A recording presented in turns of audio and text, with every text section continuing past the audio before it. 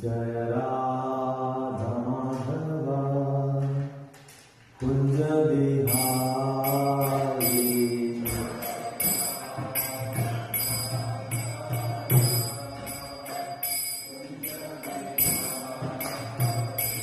Jaya Radha Madhava Kunja Bihari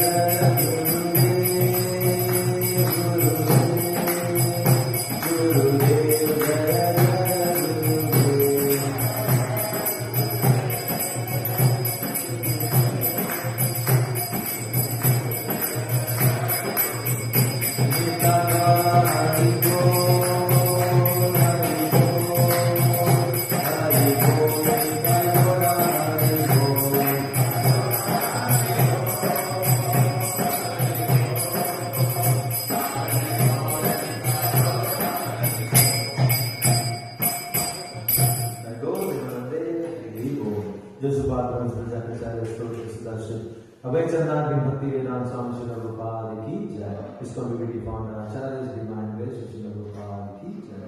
Anant Koti Vaishnava Bhaktivinoda ki jai. Namacharya Srila Thakur ki jai. Jai Shri Radhe Shyam Sundar ki jai. Srila Narasimha Bhagwan ki jai. Shri Gaur Nitai ki jai. Jai Granth Srimad Bhagavatam ki jai. All glories to some devotees, Hare Krishna. All glories to some devotees, Hare Krishna. All glories to some devotees, Hare Krishna. All glories to Shri Shri Guru and Gauranga.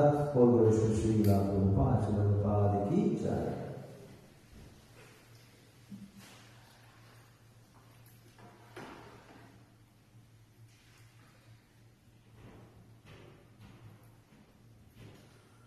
Om Namo Bhagavate Vasudevaya. Om Namo Bhagavate Vasudevaya. Om Namo Bhagavate Vasudevaya. Narayana Namaskritya Naram Chaiva Narottamam Devim Saraswatim Vyasam Tato Jayamudire Nastapraya Subhadreshu Nityam Bhagavata Sevaya Bhagavati Uttama Shloke Bhakti Bhavati Naistaki. Reading from Srimad Bhagavatam, Canto 10, entitled The Samambonam, Chapter 82, entitled Krishna Meets the Inheritance of Gopinathas. Text number 38.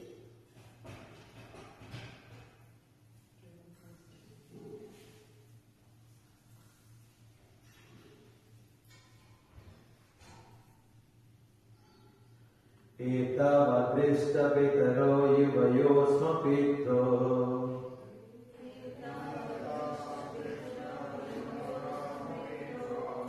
Sampinana viyudaya poshana palanani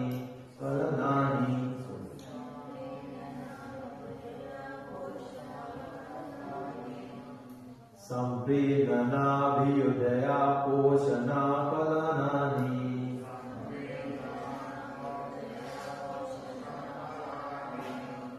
Prapyo satur bhavati vakshamaha yadvat.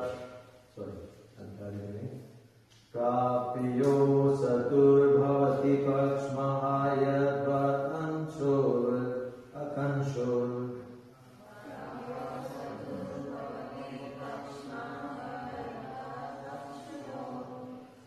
Nyata svakuta cha bhayuna satam parasva.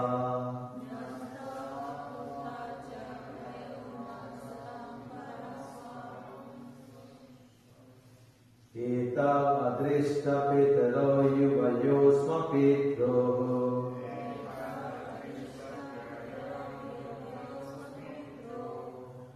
Samprinana bhiyudaya poshana palanani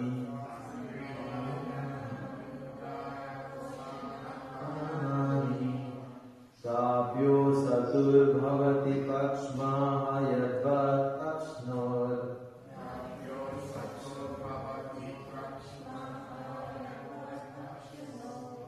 Nyasta akutra cha bhayo na satam paraswa.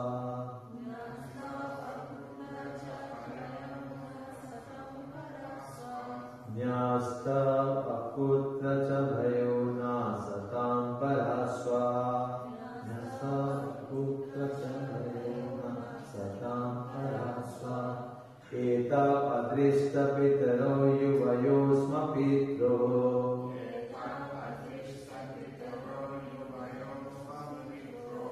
Samprinana viyudaya posana palanani.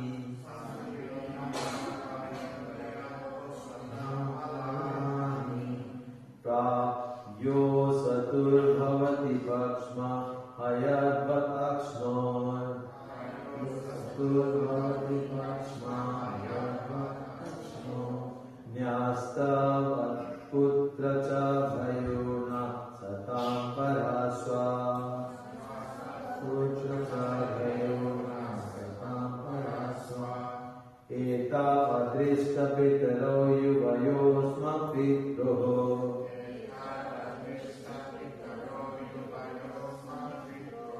Samprinana viyudaya posana palanani.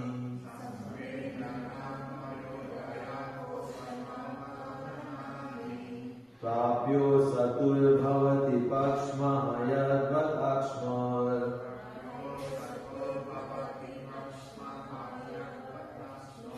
Nyasta akutra cha bhayona satam paraswa.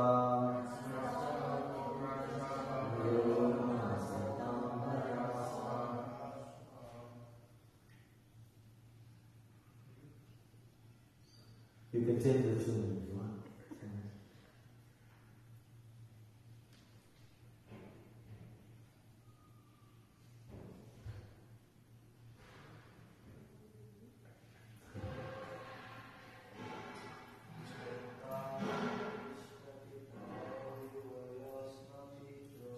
Eta adrishta pitaro yuvayosma pitro.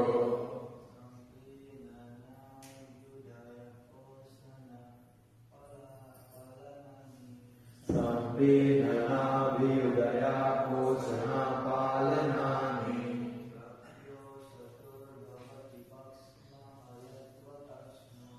Prapyo satur bhavati pakshma hayadvat akshnor.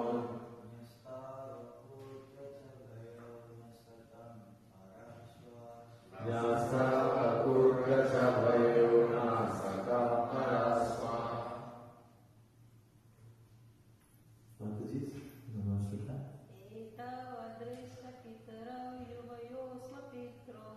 Eta adrishta pitaro yuvayosma pitro.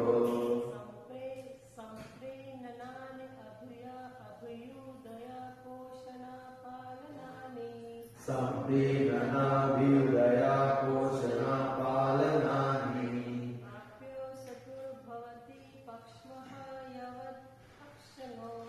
Prapyo satur bhavati pakshma hayadvat akshnor.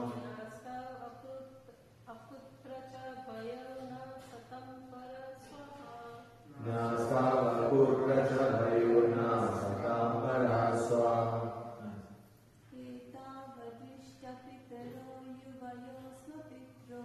Eta adrishta pitaro yuvayosma pitro.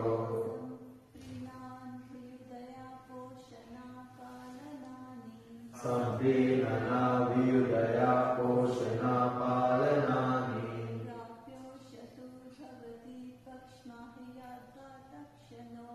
Prapyo satur bhavati pakshma hayadvat akshnor.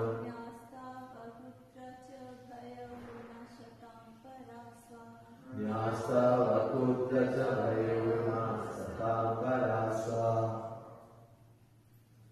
Okay, we have to read translation. Please repeat after me.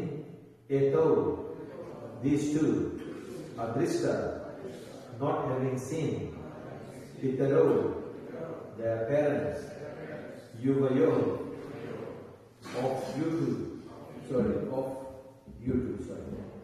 Sma, indeed, Pitroho, the parents, Samprinana, coddling, Abhyudaya, bringing up, Poshana, nourishment, Palanani, and protection, Rabya, receiving, Utsatu, they decided, Bhavati, my good lady, Pakshma, eyelids, Ha, indeed, Yadvat, just as, Akshnoho, of the eyes, Nyasto, placed in custody, Akutra, nowhere, Chak, and Bhayo, whose fear, not, Satam, for saintly persons, Para, Ada, Swa, own. Translation and purport by the followers of the divine grace, Srila Prabhupada Ki. Translation: before these two boys had ever seen their real parents, you acted as their parents and gave them all affectionate care, training, nourishment and protection. They were never afraid, good lady, because you protected them just as eyelids protect the eyes. Indeed, saintly persons like you never discriminate between outsiders and their own kin. Please repeat after me. Before these two boys had ever seen their real parents, you acted as their parents and gave them all affectionate care, training, nourishment and protection. They were never afraid, good lady, because you protected them, just as eyelids protect the eyes. Indeed, saintly persons like you never discriminate between outsiders and their own kin. As Srila Vishwanath Chakravarti explains, Krishna and Balaram had not seen their parents for two reasons: because of their exile in Braja, and also because they are never actually born and therefore have no parents. Srila Vishwanath Chakravarti also describes what Devaki thought before speaking this verse. Alas, because for so long these two sons of mine had you, Yashoda, as their guardian and mother, and because they were immersed in such a vast ocean of ecstatic loving dealings with you, now that you are once more before them, they are too distracted to even notice me. Also, you are behaving as if insane and blind with love for them, showing millions of times more maternal affection than I possess. Thus, you simply keep staring at us, your friends, without recognizing us. So let me bring you back to reality on the pretext of some affectionate words. Then when Devaki failed to get any response from Yashoda, even after addressing her, Rohini said, "My dear Devaki, it's impossible just now to rouse her out of this ecstatic trance. We are crying in the wilderness, and her two sons are no less bound up in the ropes of affection for her than she is for them. So let us now go outside to meet with Pratha, Draupadi and the others." Om Ajnana-Timirandhasya Jnana-Shalakaya Chakshuranimetamena Tasmai Shri Guruve Namaha Shri Chaitanya Manavishtam Sthapitamena Bhutale Swayam Rupa Padamayam Dadati Swavatantam Vandeham Shri Guru Shri Dharpada Shri Gurun Vaishnavasya Shri Rupam Sagadatam Sagana Raghunatha Vikam Tam Satiyam Sadhavikam Sadhavikam Parijana Setam Krishna Chaitanya Devam Shri Radha Krishna Padam Sagana Gita Shri Vishakam Vikam Sya He Krishna Karuna Sindhu Deenabandhu Jagatpate Gopesh Gopika Kanuragha Namastute Tapta Kanchan Gaurani Shri Radhe Vrindavaneshwari Vrishnavasute Devi Pranamani Vancha Padru Vishta Vipasita Devacha Patitanam Pavanebhyo Vaishnavebhyo Namo Namo Vishnupadaya Krishna Krishnaya Bhutale Srimate Bhaktivedanta Swami Niti Namine Namaste Saraswati Deve Gauravani Pracharine Nirvishesha Shunyavadi Paschatane Starine Jai Shri Krishna Chaitanya Prabhu Nityananda Shri Advaita Gadadhar Shivasari Gaur Bhaktivinoda Hare Krishna Krishna Krishna Hare Hare Rama Rama Rama Hare Hare. Hare Krishna.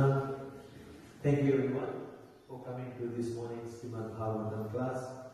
We are continuing the pastimes of Krishna meets the inhabitants of Vrindavan and he meets them in Kurukshetra. Dharamshetra Kurukshetra, as we said, as it is said in the Shastras. So why and how this thing transpired? Because there was some very ideal situation, there was some very auspicious time coming up, there was a, although inauspicious, also like eclipses are inauspicious, but solar eclipse can be auspicious for second time periods, for second people as well. Sometimes there are some selected people who it is good for, and sometimes it is good for second people or all the people, because it is second type of solar eclipse. So similarly, this solar eclipse was advised by Krishna to be very auspicious, and he told all the Dwarkavasis, and all the Dwarkavasis got ready to go to Kurukshetra, Dharamshetra, so that they would do some austerities there. And it was not only the assembly place for this what you call Yaduvasis or Yaduvanshis, other kings and other people from other parts of India, other parts of Bharatvarsha also came or also were prepared to come because of this auspicious time. On the other side, the Brajvasis also decided to come to Kurukshetra, and their purpose was totally different, because they did not worry about the auspiciousness of the time because of the solar eclipse. They were only worried because they only cared because they knew that Krishna and Balaram are coming there as well. So they all got ready, and because they were thinking Krishna and Balaram are coming, and this is like after more than 100 years after Krishna and Balaram had left Vrindavan, so they were all thinking that after so long we are all going to meet Krishna and Balaram. All the Vasis of Brajvasis, they were all very excited about meeting Krishna and Balaram. So to meet Krishna and Balaram, what did they do? They prepared so many things. They prepared a lot of offerings from milk, a lot of offerings like milk products mainly, because they are famous for milk, isn't it? Nanda Maharaj and all the Brajvasis, they were famous for milk because they were supplying milk to even Mathura, isn't it? When Kansa was there, and that was their main source of income. So they were really good at producing milk and milk products. So therefore, they were all thinking, what should I say of Krishna? What is it that Krishna liked the most? They are all thinking about it, and they are all doing lots and lots of preparation to meet Krishna and Balaram. They were also thinking, what did Balaram like? And they are all preparing. They are all different types of preparations. They are making butter, they are making ghee, they are making makhan, they are making other sweet preparations, and they are all putting it on their carts, which is going to take them to Kurukshetra. So they are all preparing all that, and now they are all there, as we read in the verse. We will come back to the verse later. So they all prepared all that. The only thing which mattered to them was that Balaram and Krishna are coming, and they are getting ready and getting all very excited to meet Krishna after so long. So Srila Vishwanath Chakravarti Thakur also gives a lot of different preparations that they have made, and he also is looking at the moods of these Brajvasis. Who is thinking what? They are all going back in time, thinking of Krishna as he was a baby. Thinking of Krishna, what did Krishna like? And they are all excited to put their own made preparations in different carts, which is going to take them to Kurukshetra. So this solar eclipse, time of auspiciousness, which everybody is running to meet, which everybody cares about, which everybody thinks is important. For these simple-minded Brajvasis who only know Krishna and love for Krishna, it doesn't matter to them whether it's auspicious or inauspicious. It doesn't actually matter to none of them.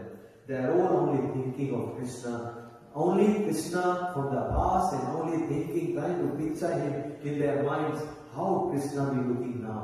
Now how Krishna's appearance should be now. They are thinking of Krishna of like 5 years, 10 years, 12 years when he left, after which he left Braj. They are all thinking of Krishna as that young boy, 12, 11-year-old boy. And they are thinking now that Krishna is such a king, such a big king. He is known to be the king of Yadus. How Krishna be dressed? They are all thinking of Krishna. How Krishna be dressed now? And they are all trying to picture Krishna in their minds. And also they are thinking of Krishna, that when I meet Krishna, how Krishna respond to me? When I meet Krishna, everyone is thinking about Krishna. When I meet Krishna, what shall I do first? Shall I pay, because he's a big king, shall I pay obeisances to him? The adults who are there, they are also thinking, shall we pay obeisances to him? His the Gwal friends who have grown up now, or they may be still Gwal, they are thinking, how Krishna look, how should I meet him? How would I meet him when I see him this time? They can picture that he is a king now. What would he be wearing? And he is coming with his queens, we have read, and other Vasis of Yadu, Dwarka. How would they know? How would we relate to them? They are all different people. How would we relate to them? So here, we'll just reflect on the verse. What this verse actually is spoken by Devaki. So Devaki is saying this. Before these two boys had ever seen their real parents, you, which is Yashoda Maya, acted as their parents, including Nandara, acted as their parents and gave them all affectionate care, training, nourishment, and protection. They were very afraid. They were very afraid, good lady, they were never afraid, good lady, because you protected them just like eyelids protect the eyes. Indeed, saintly persons like you never discriminate between outsiders and their own. So now, one paragraph back, or a few verses back, when Krishna and Balram met Nand Maharaj and Yashoda Maya, they were crying. They were like excited, and tears were flowing from their eyes like torrents of rain, as we said. They were just flowing from their eyes. Both of them were crying. A number of other Brajvasis were similarly going through the same emotions. They were crying and laughing at the same time. And what happened was, as they entered the tent, we could say, of the Yadus, they were there. There was their kings and all the others in the assembly. So that was the first step. And then after that, they were taken into inner chambers of the tent. Inner chambers of the tent where there were more ladies. In fact, Rohini and Devaki also came to the front to meet all of them. But the elders and the men folks, they stayed back into the main chamber. And then in the inner chamber, it was only Devaki and Rohini and Vasudev. They were all taking all the Yaduvanshis into all the Vrindavanvasis, all the Brajvasis into the inner chamber, where Krishna and Balaram and other women folks were sitting and waiting. So as they entered and they saw these two boys, they all started crying, they all started hugging them. Those who were close to them started kissing them. And after they were meeting how does Yashoda Maya, how does she meet these two boys? Although these what you call Dwarkavasis, they are very, very opulent. They are of different standard. They are like very rich kingdom. Dwarka is very, very rich and opulent kingdom. Whereas Braj used to be very simple. It's like a farming community. And before it's a very sort of a simple community. It's a farming community. Although they have all the same, because Krishna was there, they have all the same opulences. But then they don't care about opulences. It's a simple thing. They care more about their relationship with Krishna. This Dhan Rashi, this gold and jewelry doesn't matter to them at all. All they care about is a loving relationship, loving exchanges they're having with Krishna, Balaram, and all the others of the Braj Vasis. So, here, when Yashoda Maya is meeting Krishna and Balaram, she hugs them and she kisses them, and then she sits on the floor, which never happens amongst the community from Dwarka. They don't do that, they don't sit on the floor. They are more elevated in terms of what sort of opulence is there. They are more royal in that sense. So, Yashoda Maya sits on the floor, and that is our thing to do, but then it doesn't matter to her. She sits on the floor, and what does she do? She puts both the two boys, they are adults now, on her lap. She gets them on her lap, and then she's hugging and kissing them. And tears are flowing from her eyes, and as she's hugging Krishna more and more, the milk starts to flow from her breast. It is said that milk starts to flow from her breast as well, because the love she had for Krishna, it comes back as a parental love of a small boy, as a parental love, and that is how her body reacts. And to the astonishment of Devaki and even Rohini, and Vasudeva is also there, they just can't believe their eyes at what is happening. And Devaki, she being the mother, and mothers also are very possessive of their children, aren't they? Like any mother, they are possessive of their children. We know that according to Shastras, that female folks are more driven by emotions, isn't it? Their mothers, the sisters, you call them just like Draupadi, when Ashwatthama, Krishna and Arjuna decided to give him death penalty. What did, after killing their 5 children, what did Draupadi do?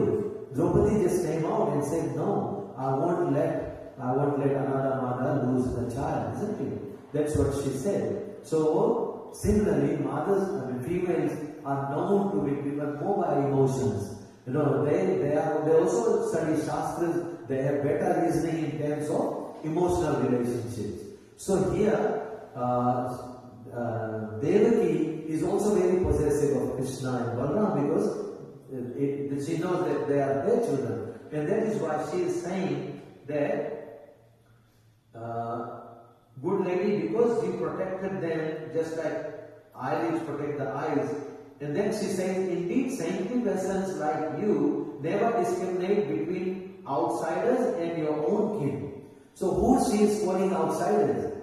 She is calling Krishna and Balaram to be outsiders for her, for Yashoda and Nand Maharaj.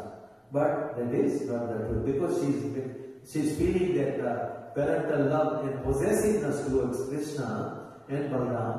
She is trying to reduce the relationship between Yashoda Maya and the 2 boys.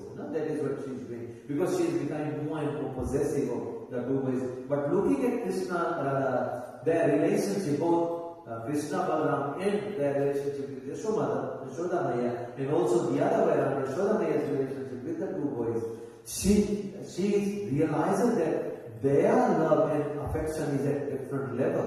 She realizes that even Vishwanath Chakravarti Thakur also says that, it's impossible for them to have that level of relationship with Krishna and Balaram as Yashoda Maya has. So here, After realizing what is happening with these boys and between Yashoda Maya, Vasudeva quickly comes up, the father, Vasudeva, quickly comes up and takes Krishna and Balaram from Maya Yashoda's lap and takes them and says that they have to go and meet some other people outside the assembly, outside their tent. There are other people waiting as well. Because the exchange of love, the loving exchanges which they were having was something which was not, I would say, acceptable in the royalty sense. If you consider Dwarkavasis, it is different from the relationship which is enjoyed by Brajvasis.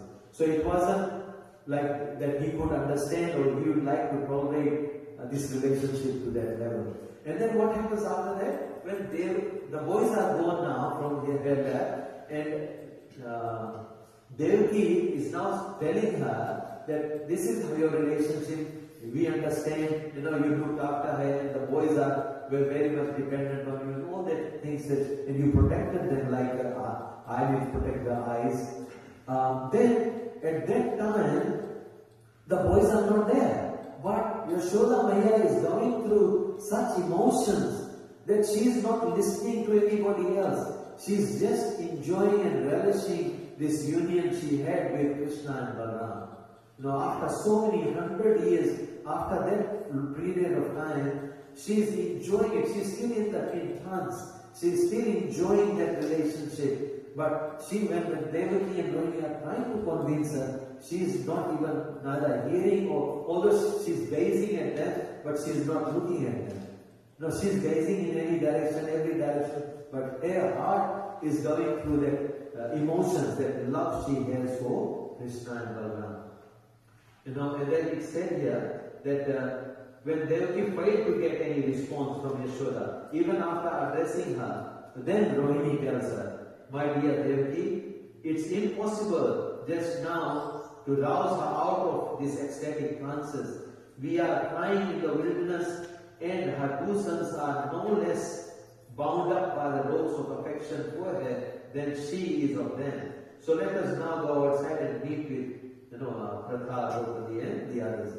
So that is the loving exchange. Even the boys were going through same emotions. Krishna is very loving to his devotees. We all know that. Balaram is equally loving to all his devotees.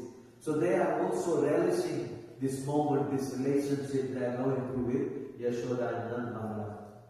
They are also, the tears are also flowing from Krishna and Balaram's eyes as well. So now Yashoda is still sitting totally unaware that the boys are gone.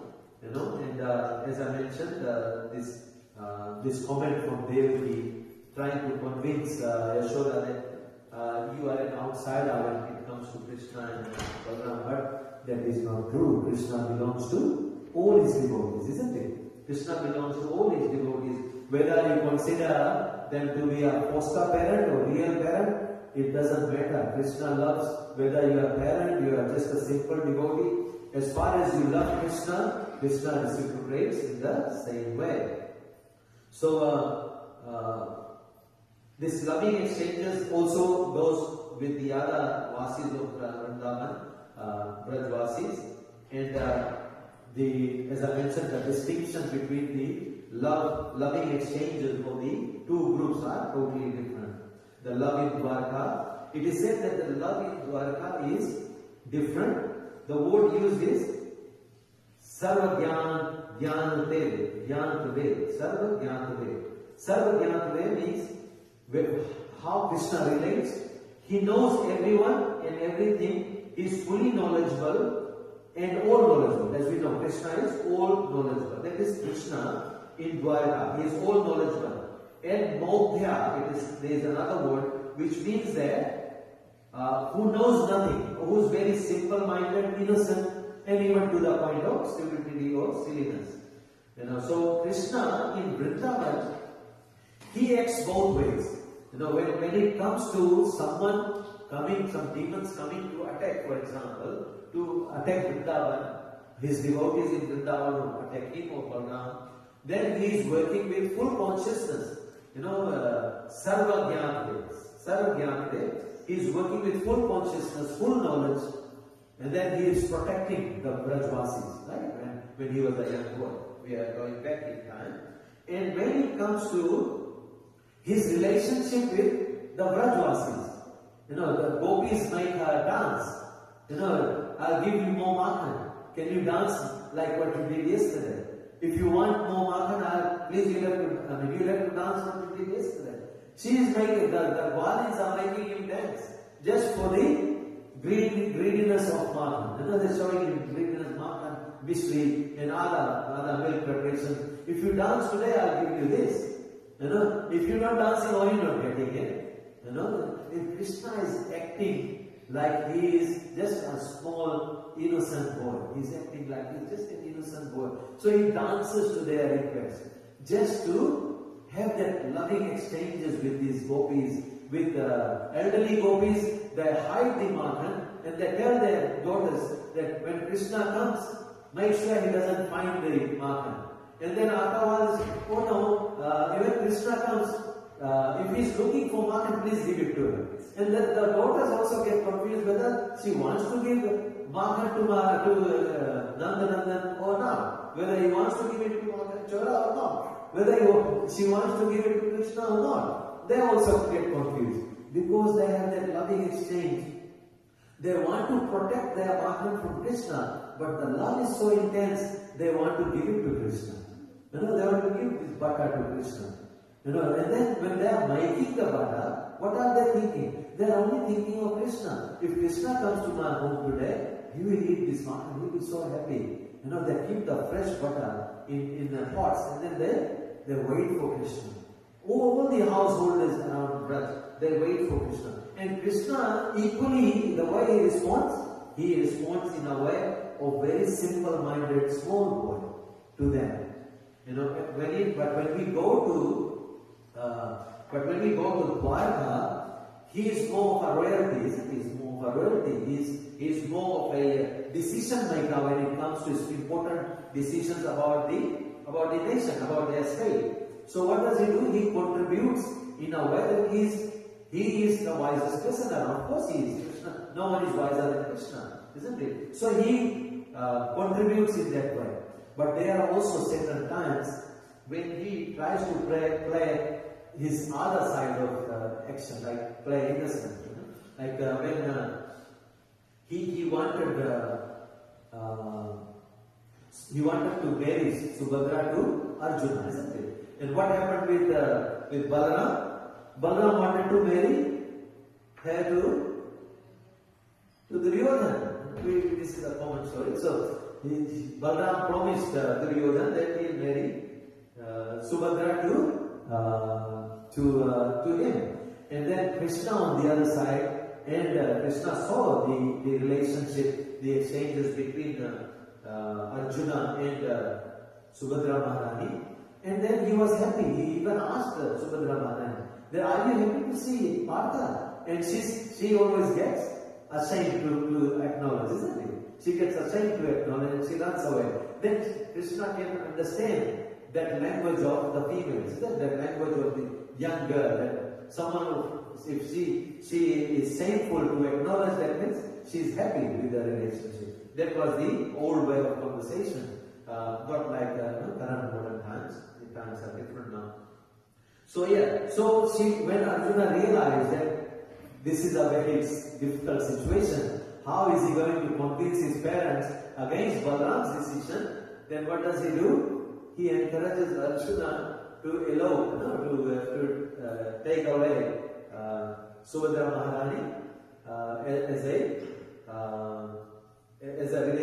a kidnapping. But then, when he makes that plan, what does he do for Subhadra Maharani to do?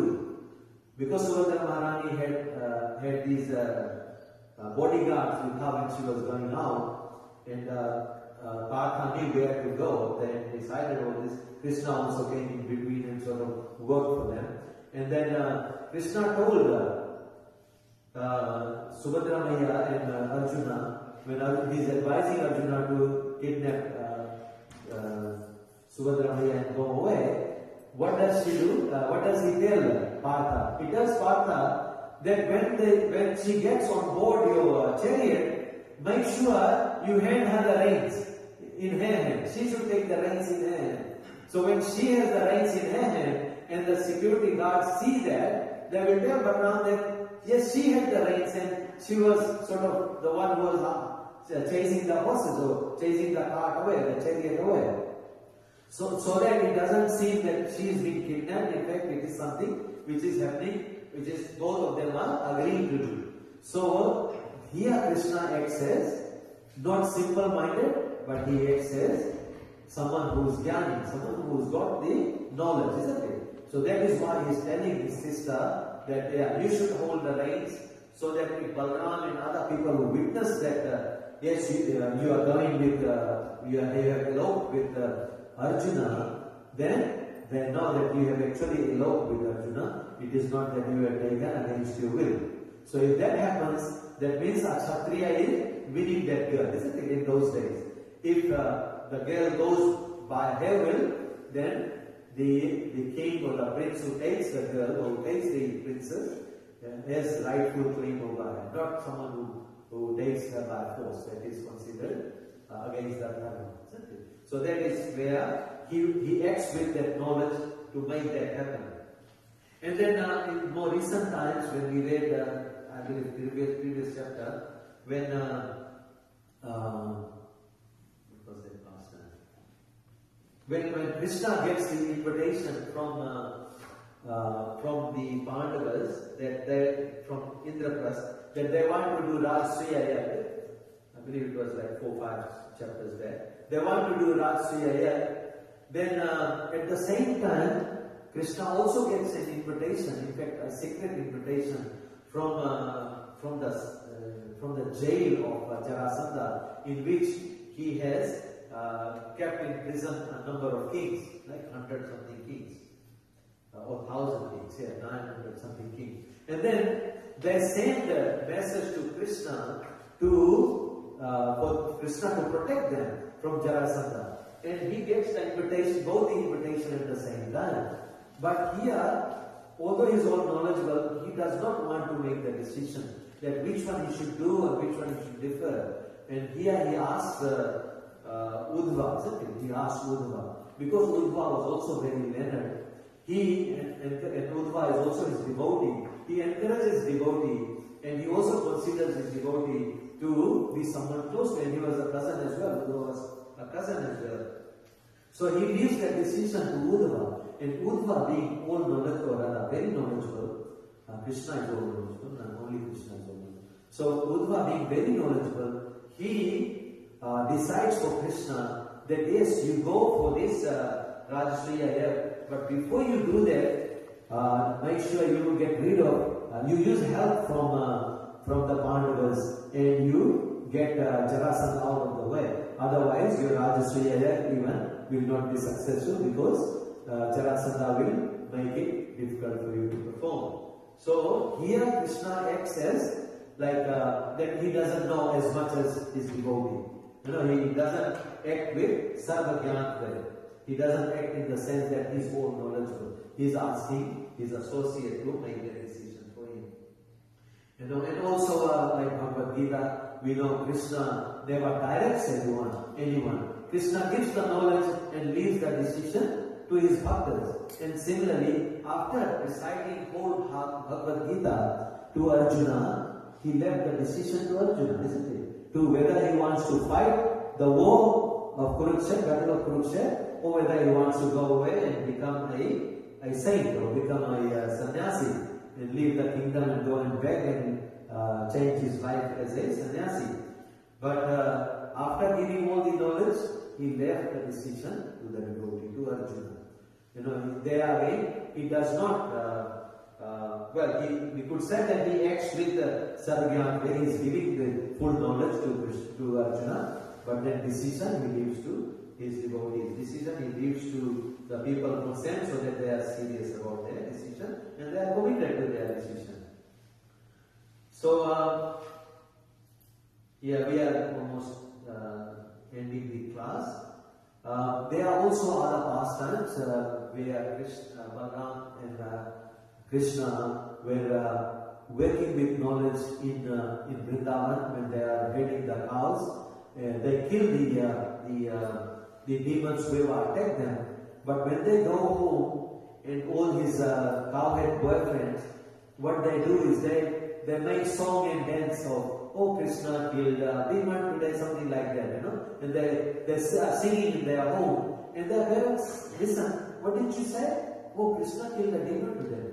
And then they say, Krishna killed a demon? How can Krishna kill a demon? He's a small boy. How can Krishna kill a demon? But they say, no, Krishna killed a demon today. And they make song about, but they know that adults will never take it seriously. So they make song and dance and mimic at their homes. Brothers and sisters, they mimic in their homes. They know Krishna killed a demon today.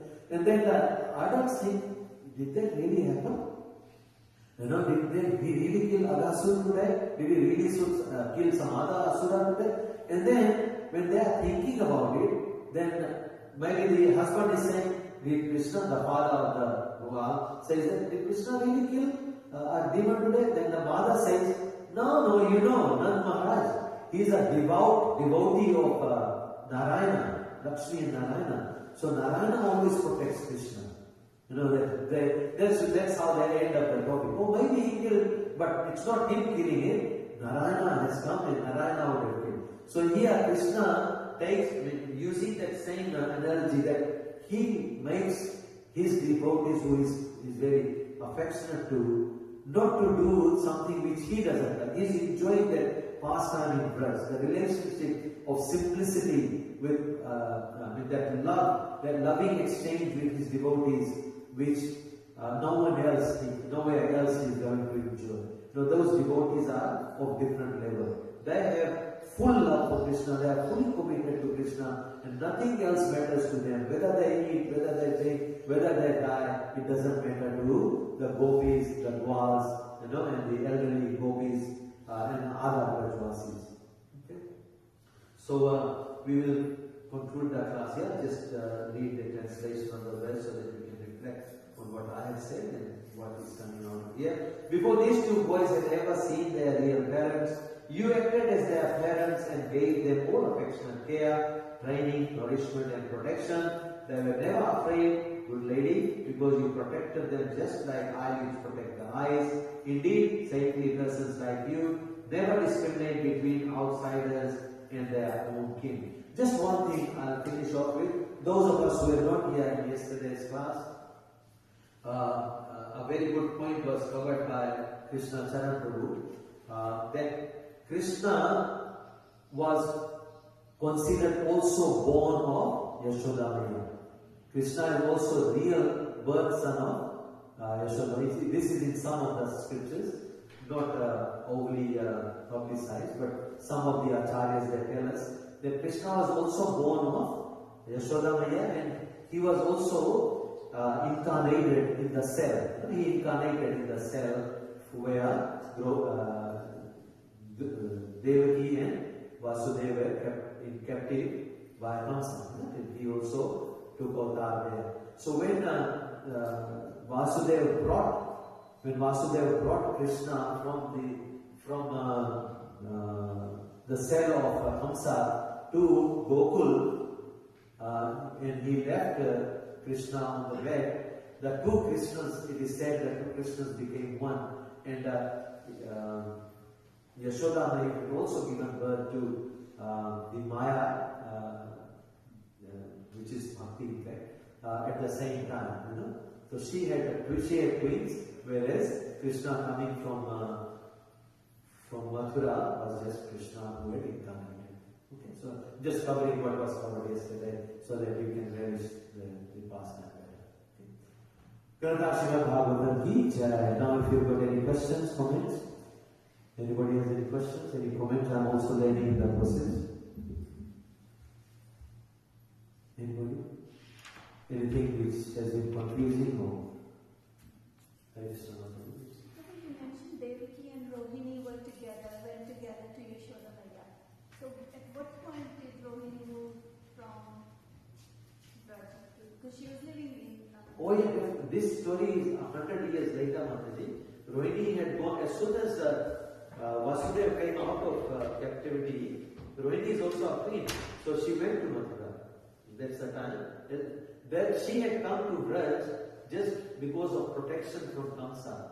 That is why she was sent by the wise people. What was the name of Krishna's uncle who came to take him away? Akrura and other wise men from Mathura. They sent Rohini for their protection to Gokul. But as soon as Kamsa was killed, she went back. Good question.